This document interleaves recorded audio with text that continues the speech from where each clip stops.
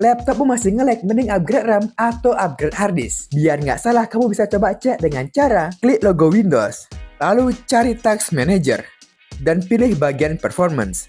Lihat pada bagian memori, akan terlihat seberapa besar RAM laptopmu terpakai. Nah, bila RAM laptopmu sering banget terpakai dan sangat banyak, sekitar 88% seperti laptop ini, dan gua sarankan untuk mengupgrade RAM. Tapi, bila kamu pergi ke File Explorer dan klik This PC, akan terlihat seberapa besar penyimpanan harddisk laptopmu terpakai. Bila sudah sangat merah, gua sarankan untuk upgrade harddisk.